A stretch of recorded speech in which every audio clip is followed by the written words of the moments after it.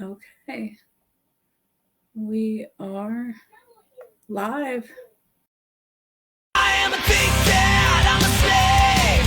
I've got germs and it runs in my veins. I am a victim, I'm insane.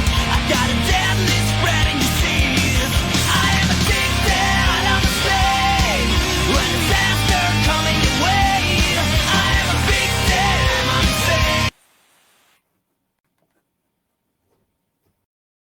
Yeah, run it, ooh, I really feel it's my time, think it's my year, yeah, I really feel it's my time, think it's my year, yeah, I really feel it's my time, think it's my year, yeah.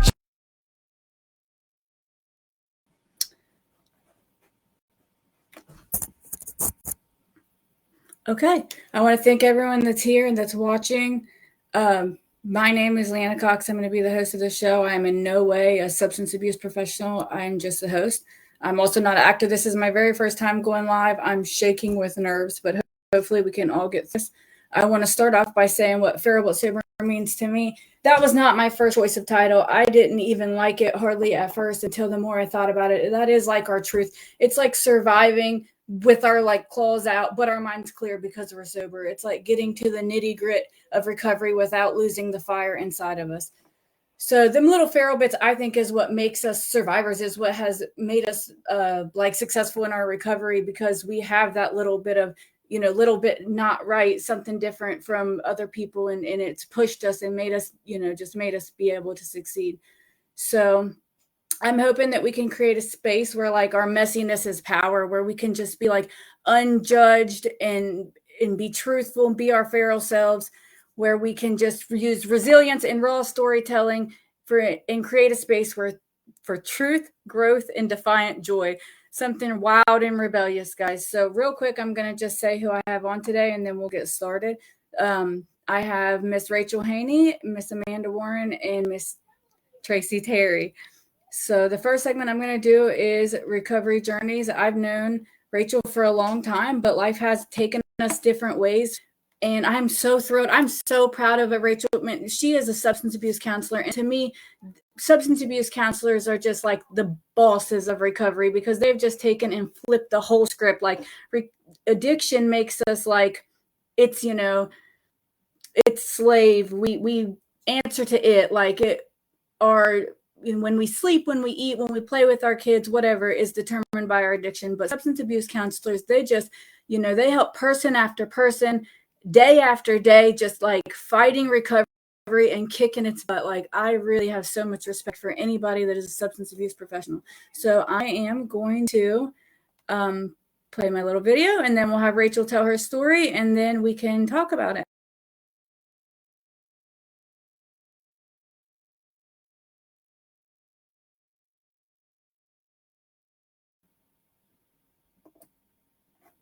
All right. Can you hear me? Hold on. Your mic is not on. I can hear you.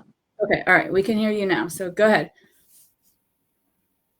How long is this supposed to be? 5-7 minutes. It's really flexible. Whatever you got to say, and then we can talk back and forth. We can add the other members to the stream and, just converse for a few minutes. Okay, well, I am originally from Cincinnati, Ohio. Grew up in Claremont County and some of Brown County. I started using when I moved to Florida. I smoked a little bit of weed and drank a little bit up here, but I started really using when I moved to Florida. When I moved back up here after having my oldest son, I started staying with an aunt that, God love her, that let me do anything and everything I wanted. So I think my addiction took off at her house. And I just learned more and more about what different drugs were from there. Used for many, many years. I ended up in Portsmouth, Ohio, when I decided that I didn't want to use anymore. And from there, Well, I went to I went to treatment after using while I was pregnant, and then decided when I got out of doing all of that and like doing the rest of my time in jail, I decided to move to Portsmouth. And it wasn't until I met a few people here that were counselors, or like peer support back then there wasn't really much peer support going on, but I did meet a couple of peer support people, and I wanted to do what they were doing. So I ended up, my first job was being an RA at a assisted living house I went through, actually. My counselor who hired me, he just passed away. He had, I think, 35 years clean That's incredible. himself. From there, I just went up on treatment centers, like where I went from there to another treatment center, became an RA, and it was at that treatment center I decided that I wanted to be a counselor, because the girls would come and sit and talk to me in the evening. And why not get paid to do what I love to do, you know? Right, to help people. It was simple, easy to do online CDCA courses. I did have to get a CQE, certificate of qualified employment. Found out I owed Brown County $1,000 before I could get that. I had to pay that off. However, I had some pretty good people in my corner at that point. One of them sitting in the vehicle with me right now. I had some pretty good people in my corner at that point. We went down there, took some letters to the judge,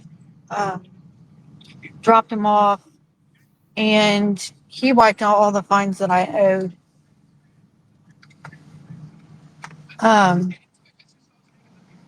eventually got that CQE and got approved for that CDCA. Today, my life is unmanageable in some aspects. I get through it though. I am a counselor at BrightView. I love it there. I love harm reduction. There's a pretty big stigma in the community around here about people being on MATs, and them not being up to their standards of clean. However, I freaking love working there. I love it. It's given me a very different outlook on my addiction and other people's addictions. I see firsthand people walking through the door, shooting up in the parking lot. At one point in my life, I was doing that at CRC in Claremont County. Yeah, that was me. I've been able to be a part of like changing wait times at BrightView. People aren't coming in and sitting there forever and being like me, man, I hate sitting here. I can't wait on my meds, so I'm just going to go out in the parking lot and do my thing. Yep. I've been there. I went to a clinic down in Cincinnati. Oh, God, what's it called? Oh, I can't think. But it might have been a BrightView, actually. And same thing, though. Like, you would sit and you had to, the whole first day, like, you sat around and you had to wait and you were not feeling good. And it was terrible. So, I mean, that's incredible that you could, be a part of it. Because you have a view that other counselors may not have, because you've been there and you can say, hey, this is, we can stop this at the door or help another person this way, we can get one more, that's just incredible. As long as I'm understanding with them, like, now don't get me wrong, I will tell some people, hey man, like, straighten your shit up. You have to. I have a couple of people that come in that are clients of mine that are actually good friends of mine. One, he runs the street, and as simple as this, he knows I don't play around. He has been coming to see me every single day for groups since he lied about going out of town to work. Oh, there's the police. I told him, hey, if you're lying to me, get your ass in here every day for group. And he comes in every single day because he lied. He knows he lied to me. But you have to be that way with some people, and you can see through their stuff because their lies. You're like, I've told that lie. You're lying. It sucks to see some people like him. Like, that's a good friend of mine. It sucks to see him pushing his carts around Portsmouth. I think he's got like what, 6 carts attached to each other now. Uh, And no I desire. never had to go. I never had to go through things like that. But seeing him go through something like that, someone that I care about, it's my friend. Like, I'm able to, when he comes in, hey, this is what we're going to do. Yeah. And I mean, I just want to say, I want you to touch one more time about how, I don't know if anybody is even watching today, but I think it is incredible how, I don't want to say easy that it was, but I thought you had to go to college and get a degree to be a counselor. Like, so many people might want to help people and not know that it's, it's easy. It's more easier than that. That's not right. So I don't know. Like, I have looked into peer support, and peer support, like the tests that you have to take, the courses you have to take for peer support, they're harder than the CDCA is. I really. will say that. So Yeah. what's the difference between peer support and CDCA? Peer support, you can be more open. CDCA, you're bound by certain ethics. I can't walk in and say, hey, man, I relate to you sitting on the side of the road shooting dope. This is what happened with the CDCA. Peer support in this area, anyways, I can go in and say, man, I relate to you. This is what happened. Oh, Like, so I can put out raw things that's happened in my life with a peer support in this area versus a CDCA. I can't put out there. So are I you did that too. pursuing a peer support? Like, are you thinking about going on or?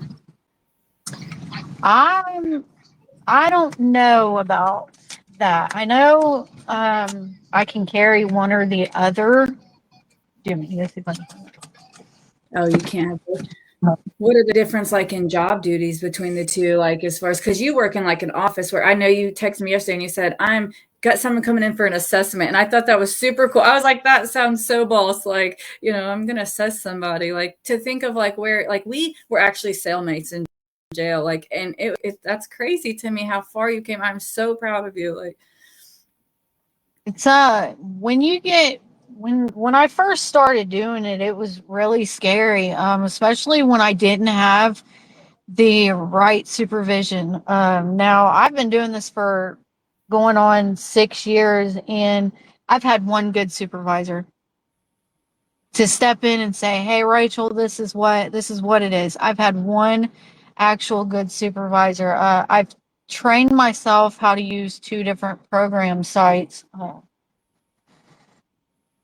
because one company they were just I'm unsure what it was with them, but I think that was the hardest part. Like, taking the courses was the easiest thing for me because I went through STAR, and everything I paid attention while I was there, and right. everything that I learned at STAR and everything that these counselors said to me, I was like going through these CDCA courses, and a 40-hour course didn't take me long because I knew everything, and I didn't realize that I knew everything It matters if you pay until I attention. started Like going through it. that's when you knew that was the different time. I would think, like, is that when you were like, this is probably different because I'm actually paying attention and retaining. Like I've been to several treatment programs, and the first couple, I really went in there and fake it till you make it, and then when you finally are retaining it and paying attention and wanting to absorb it instead of just oh, this is what they want me to say, and it's just that's when like you're it's ready, time for change.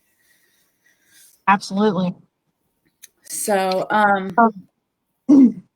I when are you do anything you want to say? We have time, plenty of time. I had some It is. questions. I thought this was going to be a lot more awkward. I am nervous still, but it's not as bad. So I had like questions. Go ahead. If you have questions, I can answer them. So like one of the questions is like just talk about some obstacles that you had to overcome relating to like I don't know, housing. Well, then we talked about your employment. So like I know I saw you did like a memory of a post the other day, like where you were looking for a house. Like I'd say it's like significantly different from looking for a house before. So, that I posted a memory the other day. That was actually the person that I'm with today. We had went through some issues, and we split up. Um, I drove around. We split up. We were buying the house. I decided as a mom in recovery, like my kids were still under 18, my two oldest. I did get them back in recovery. That's amazing. We split up. House was in his name. He wanted me to, hey, you can stay here. I didn't want to stay there. I was like, got you. One Sunday, I drove around all day on a Sunday, which was very hard. I just drove around looking for places for rent. And that Sunday, I called a guy, and because I still have a Cincinnati area code, he thought that I was a company that he works with to remodel some of his homes. He answered the phone for me that day, and he said, "Hey, you can move in right now." That was one of the hardest things, besides my kid's dad passing away. That was one of the hardest things that I went through. Because the person that I'm with today, like when I first seen this man, I was like, I just want to love him. Yeah, meant to be. That's all I want to do. Like, I just want to love him. I picked him up at Taco Bell. I worked in treatment at the time with one of my good friends, and he was like, hey, can you go pick up my little son? Got you. This skinny little kid sitting at Taco Bell holding his quesadilla and his little pineapple drink. I want to love this man. That was my first thought. We were together for I think like 3 years. He's been in my life for 5 years now. That was one of the hardest that I went through. And to be able to just get in my vehicle and drive in the same day, on a Sunday of all days, be able to find a place that quick. Meant to be. Like I'm a firm believer that when you're clean and putting in the work, like things happen that would never happen in your addiction. Like you will be like sitting there trying to find rides. I've tried to find rides for days. And then, but when I'm sitting there waiting to find a ride to probation because I'm actually clean and going, to doing the right thing, but I don't have a car, someone will pull in right at the last minute. Like, hey, I can take you. It's crazy how things work out. Like, a man answered on a Sunday, like that doesn't happen, and it was just meant to be. So I did. And from there, like I wanted a better house, right? So from there, like I rent off of someone we both know. I rent off of Art Bush now. Yeah. He bought a house out here in West Portsmouth, and I was sitting there like my kids moved out, they had their own kids. I'm like, why am I paying $850 a month for a 3-bedroom house when my kids, and I'm paying all these other bills? He started dating my good friend and was like, I mentioned to her one day, I said, hey, does he want to rent that house over there? Bam, $500 a month.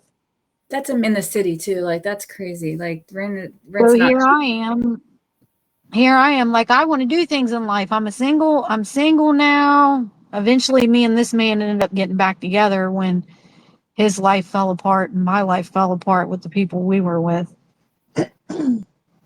But he was like, yeah, if for anybody else, no, I won't rent that house to them, but I will rent it to you. I pay $500 a month for a 3-bedroom house. That's crazy. I mean, and amazing.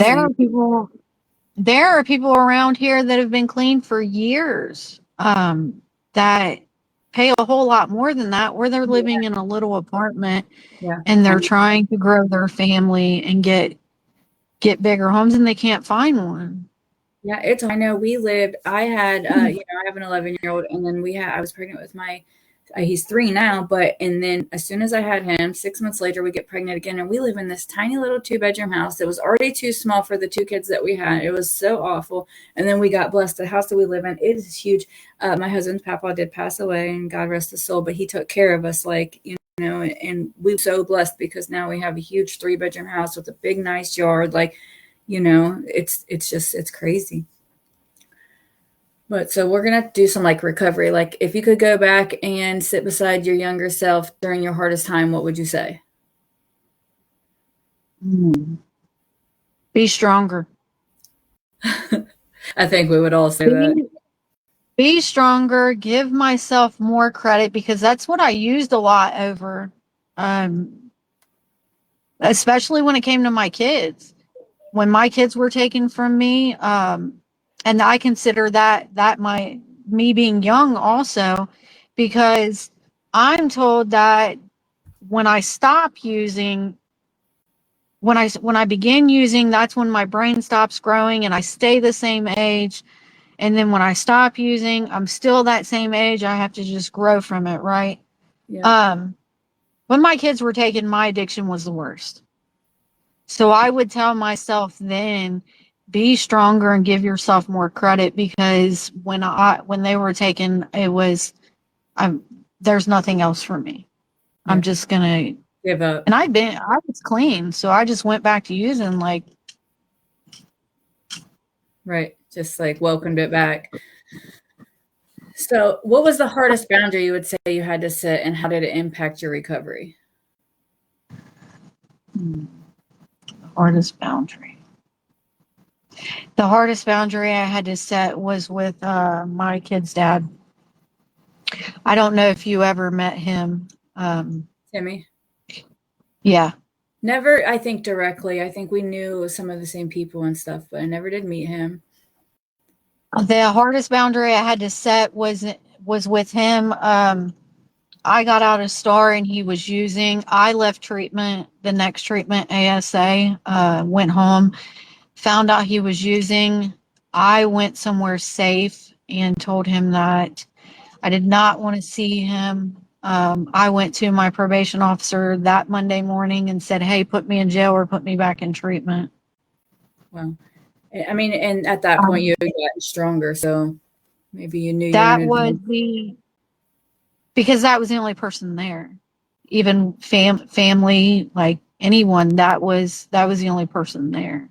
That was the hardest boundary I've ever had to set since being clean. I mean, I set boundaries with myself every single day, but if I wouldn't have set that boundary, I would have stayed, waited on them to come and catch me for probation, been using. I would have given up 8 months of sobriety at that point. Yeah. And you knew it though, and you recognized, and that's what made you different. And so I have one more question. The most rewarding part of your job. The most rewarding part of my job is when someone comes in and says, Rachel, I've only smoked crack 2 days this week instead of 7. Yeah, the little things, I spoke to someone recently, someone else I'm not sure his exact title, but he is some kind of professional. And he said that in their program, they find a starting point. Like they just start somewhere. Like if we don't try to say, get sober today. We say, do you need a job? Do you need transportation? Whatever. And I thought that was amazing. I was like, wow, because that's right. Because he said, when you're living under the bridge, you're not, you don't want to be sober, you got a little steps, and that's awesome. So I'm going to wrap it up with you, and I'm going to bring Amanda on and see if they have anything they want to just, we can converse for a few minutes and then we'll move on. You're free to stay on and watch the rest of the show, or you can watch it on Facebook, however you want to do it. But thank you so much. You're welcome. Amanda, are you there? And Tracy? Yes, I'm here. Yeah, I'm here. I'm with her. My phone wouldn't let me connect, baby. It's okay. We're fine. We're all here. Does anybody have any questions for Rachel? Anything you want to ask her at all? I don't really have a question, but I just wanted to say I'm actually on Matt right now, and I've been to BrightView and had to move, so I couldn't go. But I'm going someplace different. But I just want everybody to know, like, Matt has saved my life. Yeah. So, and I know there's a lot of preconceived notions about maintenance and all this and that, but at the end of the day, it saves so many lives. And I feel like if you're not educated, you should get educated, because it's literally saving lives by the day. Absolutely. And people that do not abuse, and there are always going to be people that abuse the program. There's always going to be that, one stick in the mud, bad apple, whatever have you, that, makes the stigma for everybody else. But that's not fair at all, because there are people that use their medication correctly and are wonderful, productive members of society, and And that's just, it's ridiculous the way that people act. Yeah. Agreed. Okay. So I have a little video for Amanda, and then we'll start her segment.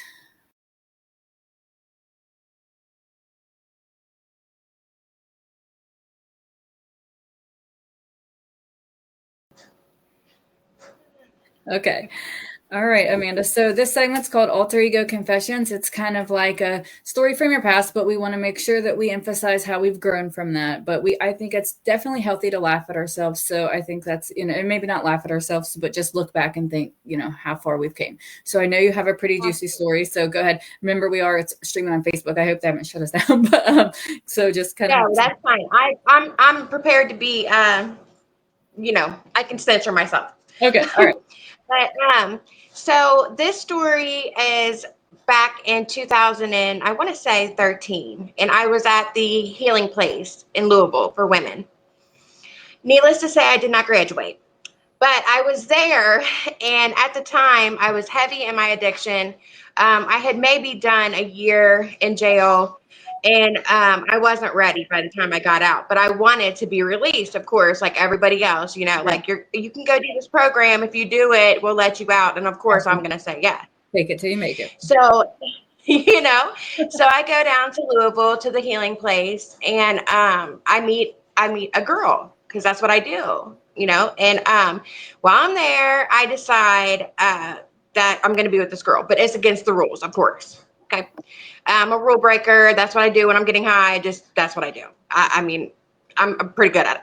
So I get there, I get this girlfriend, and I decide that I wanted to leave. So I left, and she decided to come with me. So she cut off her ankle monitor, and she came with me. So now we're on the run. Okay. So we don't know where we're going to go. We've never been to Louisville a day in our lives. We're stupid. We leave. So now we're trying to figure out how we are going to survive. So I start running illegal activities. Okay. We'll just say it like that. And to get money, but I was ripping off the wrong people. So I was ripping off these people that were very high and, in the game. And, I guess I thought, they're not going to catch up with me. I'm going to do it anyway.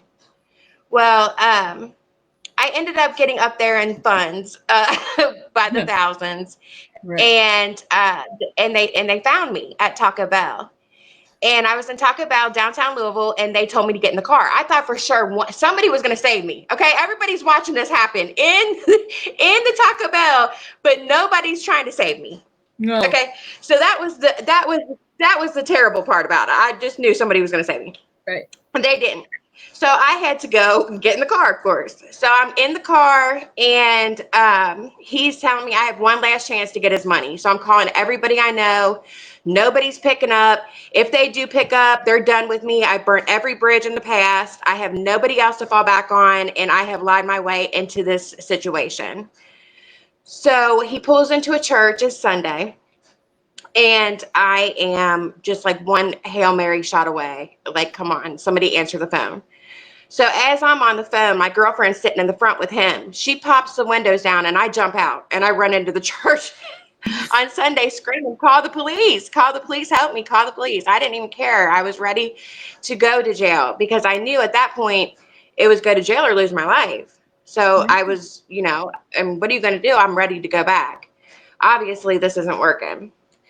So the really messed up part is nobody called the police in the jail, in the church. Nobody called the police for me. But I ran out the back door, and I did get away that day. But and then a couple of days later, I ended up going back to jail. But that was the best thing that ever happened to me because that was November 7th of 2018. And that is the last time I have ever touched an opiate, thought about touching an opiate. It has been the biggest transformation of my life. I met you, my girl, and, and I did, but this time I sat down for 4.5 years. And let me tell you something, it was a lonely, long road. I got 14 year sentence. I was devastated. Yes. Devastated about that. Oh God, when I got my sentence, it crushed me, but, man, it saved my life. It saved my life. I ended up being able to go to Grant County SAP. They sent me to the substance abuse program, and this time I was all in. When by the time they had sent me, I was already down for like 2 years. So I was like I was ready. I was working in the jail. I was doing something different. Yeah, I was trying to uplift people. We're doing, holidays, trying to lift people up, and I'm like really finding myself by this point. Thanksgiving and Christmas.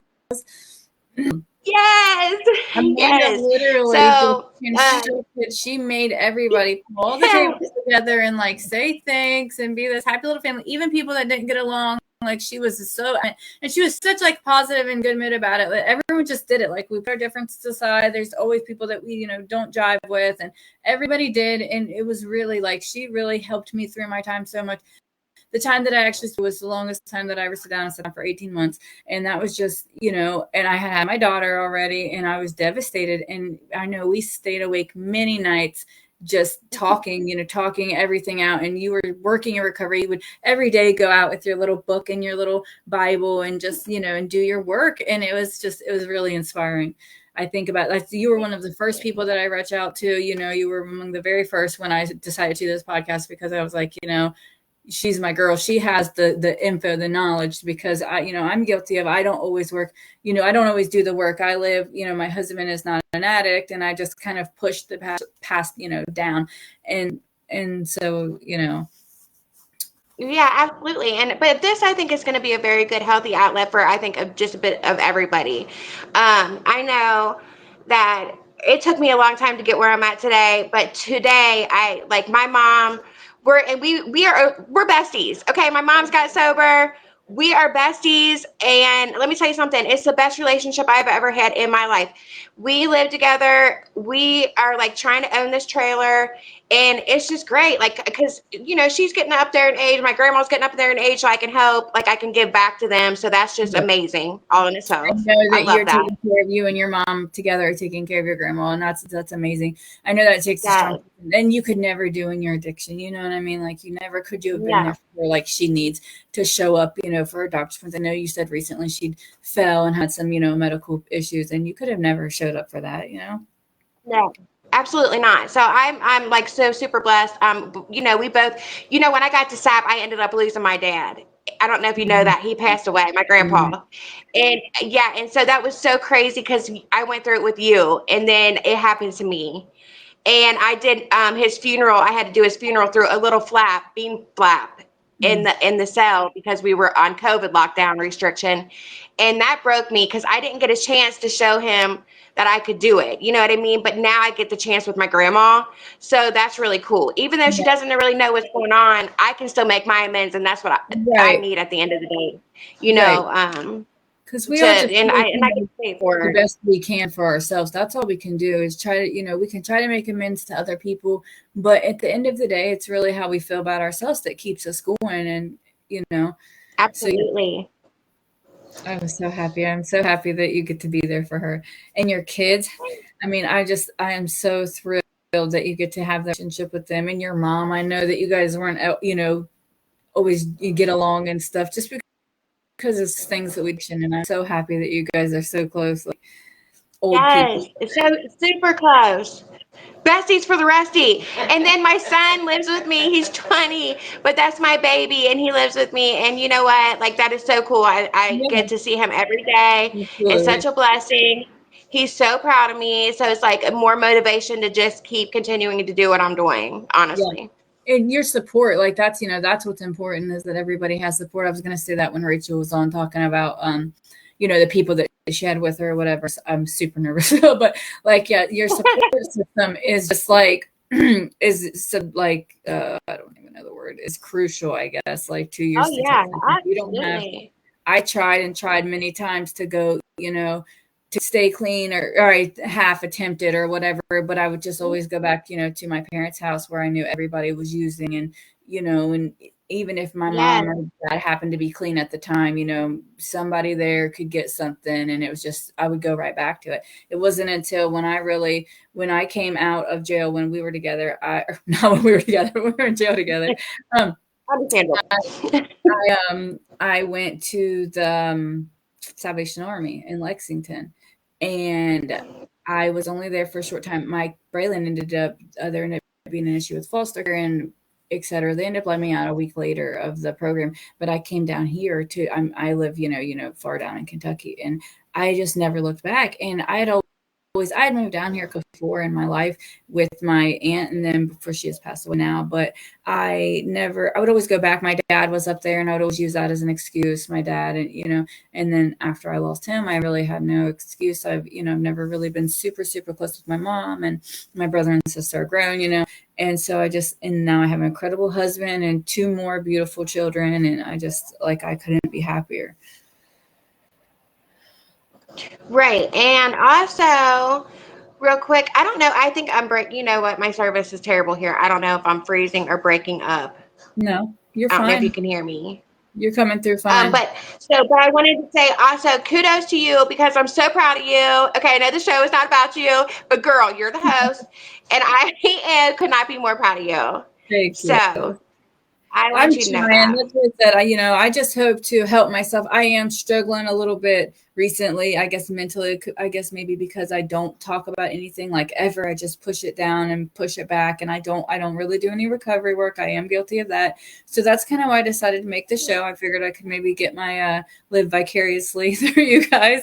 And, I hope that I can help myself and hopefully a few other people along the way. That's what this is about. And I want to space where we could be honest and raw about the things that we've done and how we felt without having to censor it. I mean, I know we have to censor a little bit because of the platforms we're streaming to, but right. I think that, we shouldn't have to hide our true selves. I've done some stuff that people are going to think are crazy, and I'm sorry, and I'm sorry for it, a lot of it, but also my experiences are valid. And I have struggled recently with like a sense of self or a sense of purpose. I guess I feel like before I moved down here and got clean, that I was just like nobody, and that's not fair, So I'm hoping, hoping to work through some of that with everybody and have some fun too.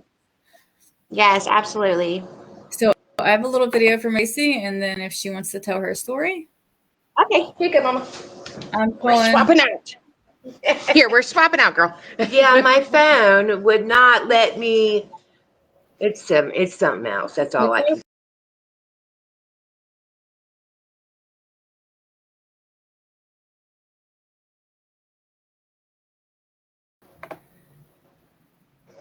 Okay, hi Tracy. I'm calling your segment snapped and switched. I think we're going to talk about like definitely a significant moment when you realized something wasn't right and you had to do something different. So go ahead and tell your story. So basically, I just started getting high around 17, I guess, after the birth of Amanda with pain pills. But in my I was 18 when I was introduced to crack and stuff like that. And I did that for 13, 14 years. We're talking about in Cincinnati in the 80s and 90s when downtown was horrible. Right. And I was there, a little girl from Claremont County, thought that I knew everything. And been through a lot. I've been jumped, I've been beat up, the things that we do, some of the things, that we go through, just trying to get, the drugs that we need. Anyway, I got pregnant later in life with my last 3 kids. I got pregnant at like 35 with my son, Anthony. And that's when we moved to Kentucky. And pain pills got to be a real big thing for me. That's when all the pain clinics started coming out. And you could get pain pills on damn near any corner. You know what I mean? Pain clinics were everywhere back in the day. And then basically it went like that. I met a man, had a baby with him. My youngest daughter, I told you I got pregnant when I was 39, freaked me out. But then I think my daughter was like 3 years old when I found out the police come to my house to arrest him. And it was for something that really blew me. You know what I mean? Because you don't really know the person you're with. You know what I mean?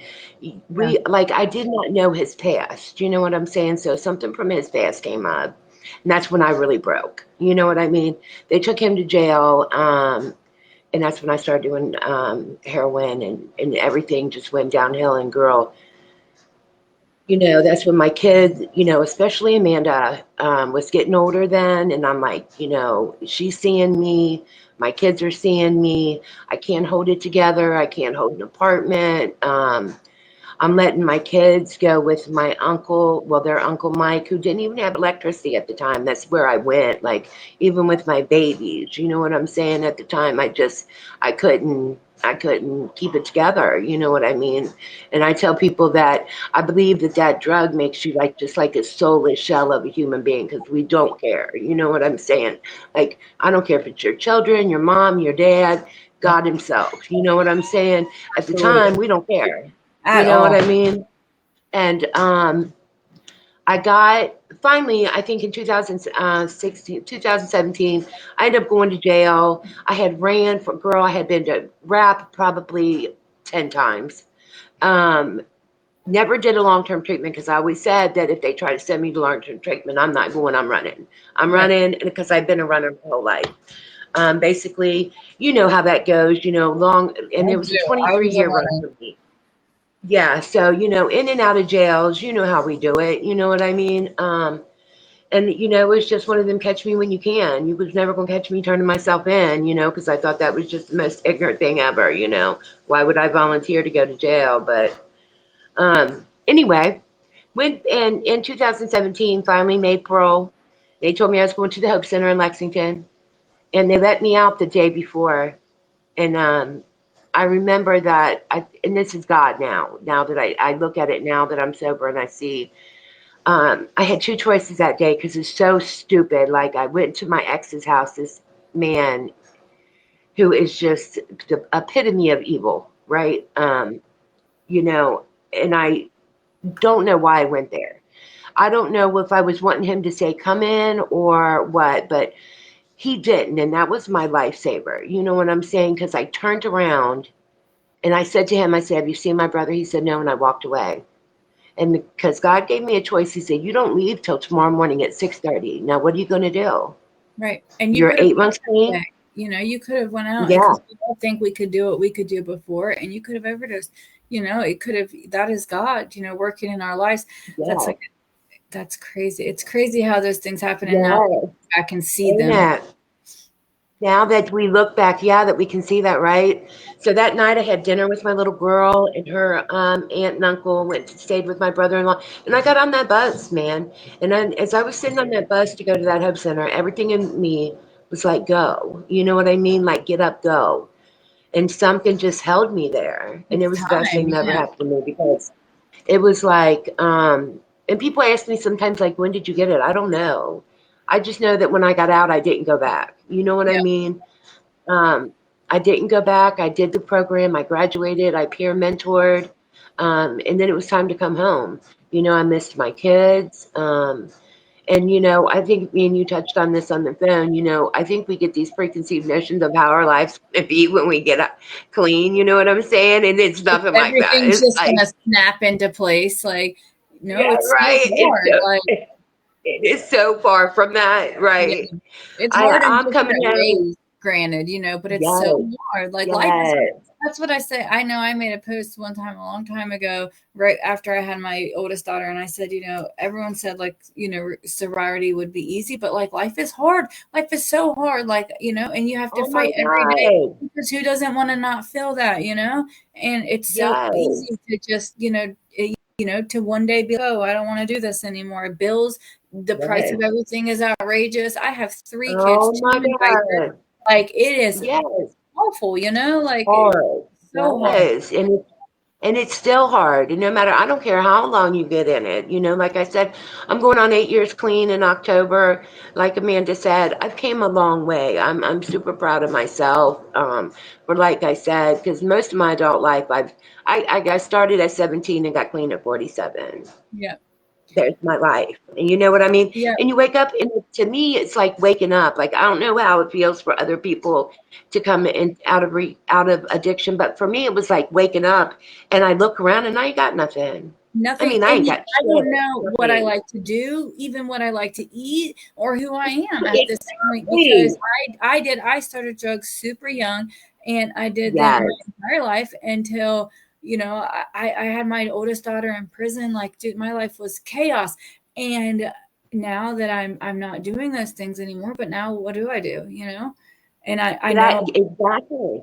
I have my kids to fill my time, but like after at some point, like, but who am I? Like my own self. Yeah, you got to find out who you are. And after I came home for a while, and I went, like, because, I'm an idiot, because when I came back, I went to this evil man that I used to be with, because I didn't have anywhere to go. Everybody, like when I first got back to Cincinnati after going to the Hope Center, people put bets on me going back out, girl. They knew I was going to hit that street, Yeah. I knew I wasn't, but they just thought for Right. sure that I was. You know what I mean?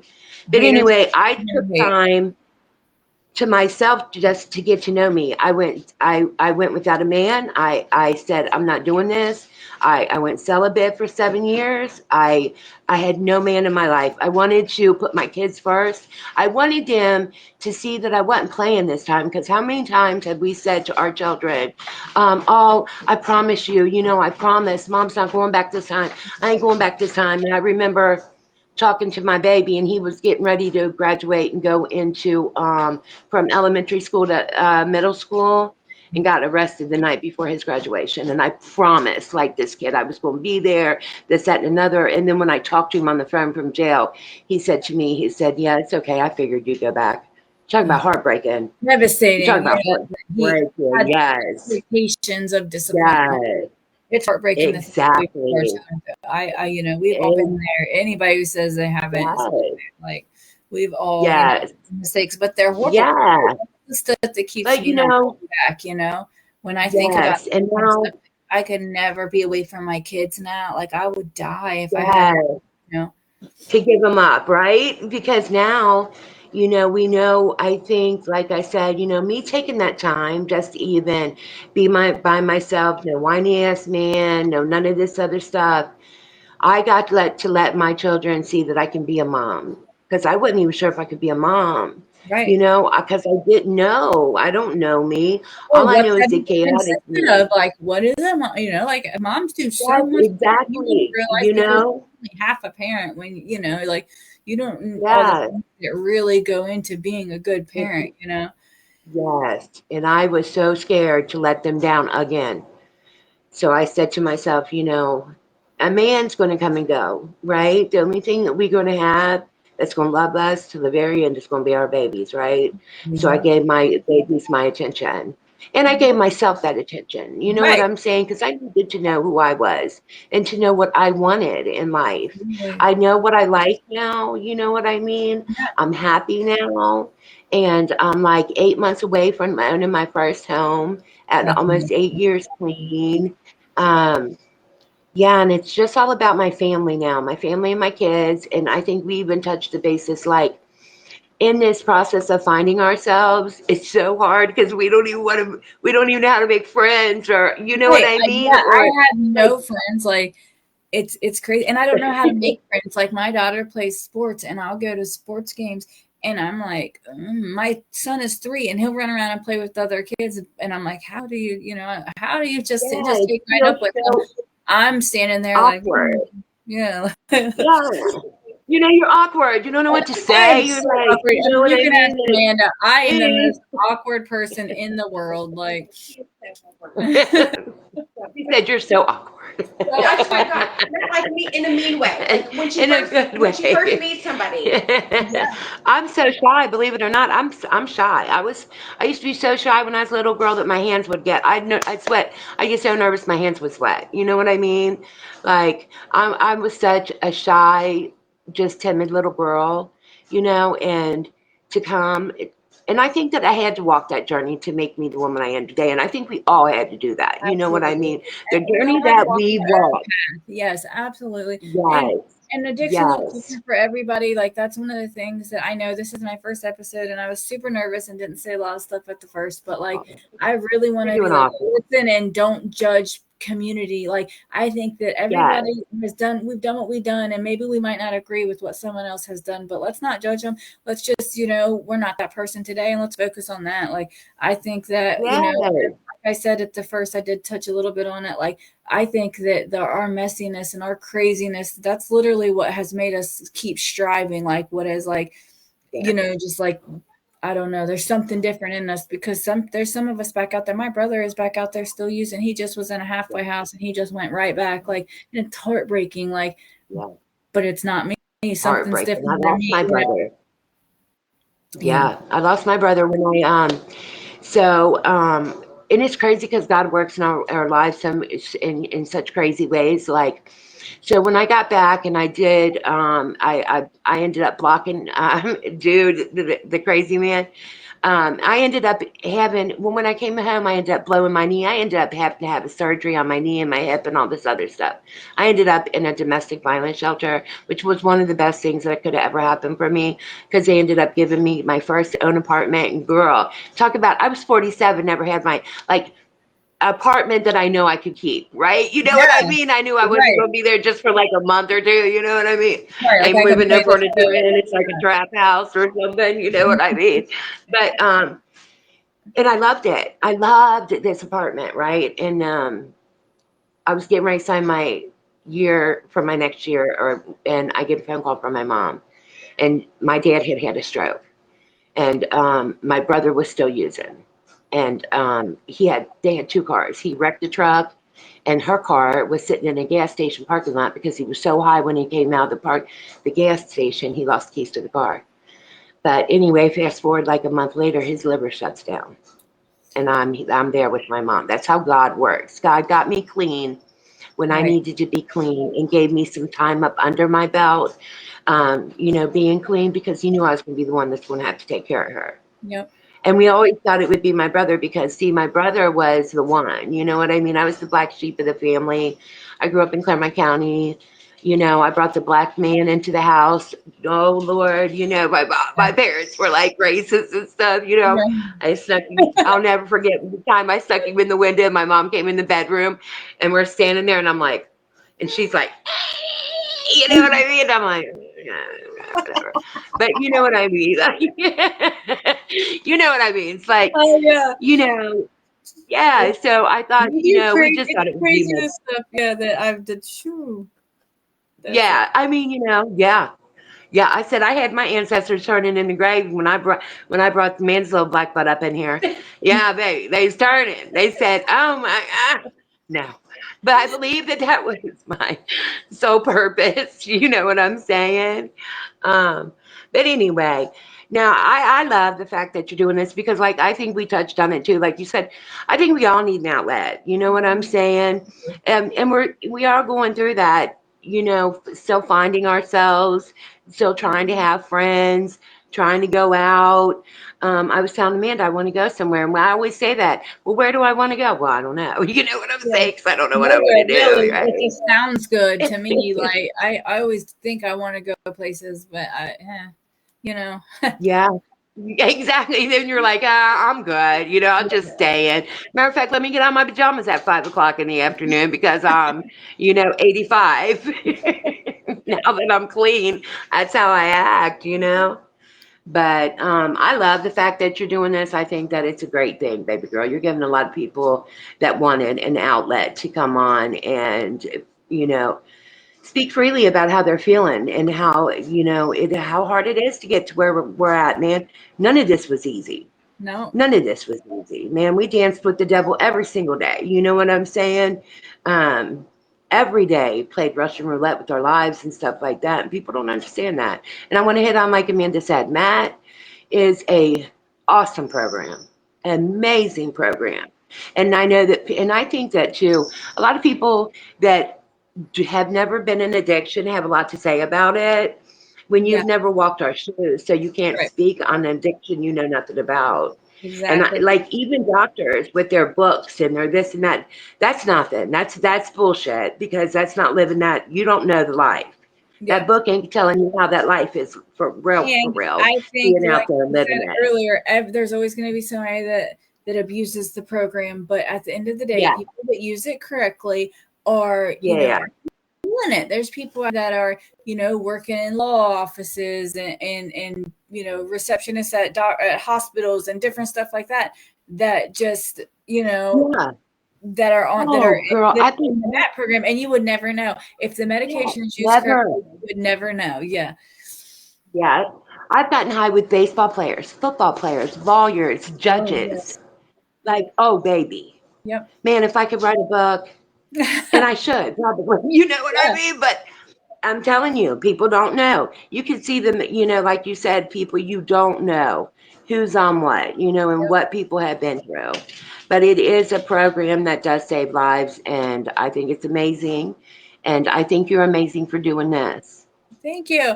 All right, I have a little video, and then we will end the show. So thank you guys so much, and Oh, hopefully no I can get you problem. guys back. Hopefully we'll have more episodes. Hopefully this wasn't a complete fail. Yes, So I would love to come back. Yes, yeah, yes, definitely. We'd love all to right, come thank back. you. Hold on, wait, I'm not even on that. Now I'm nervous. Okay.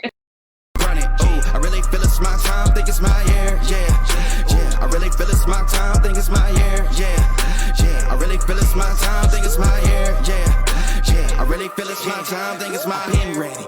Used to hold myself back, my self-esteem been bad. Got